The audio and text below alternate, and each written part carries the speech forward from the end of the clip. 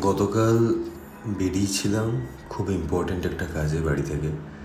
বেরিয়ে মনে হলো সমুদ্রের মধ্যে আমি গাড়ি ভাসাচ্ছি।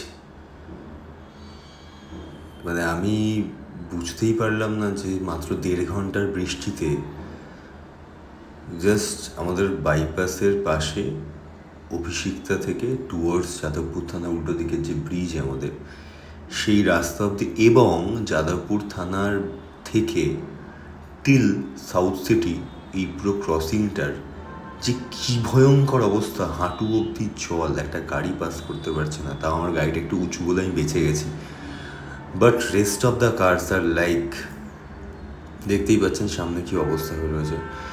আমি নিজেই শকে চলে এসেছি যে এটা কী হচ্ছে। আমি এই জায়গাটার অবস্থা এতগুলো বছর ধরে আমি দেখলাম কখনো চেঞ্জ হলো না।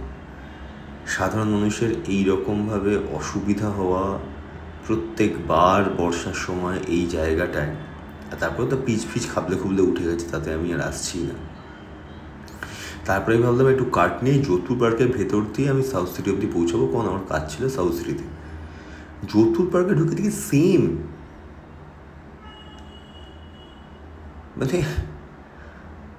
আমি কীভাবে রিয়্যাক্ট করবো সেটাই বুঝতে পারছিলাম না, যেটা হচ্ছেটা কি। আমি এটা ভাবিনি এইরকম একটা পর্যায়ে এসে পৌঁছবে পুরো বিষয়টা। পুরো যোধপুর পার্কের অবস্থা এটা। আর বেচারা আমার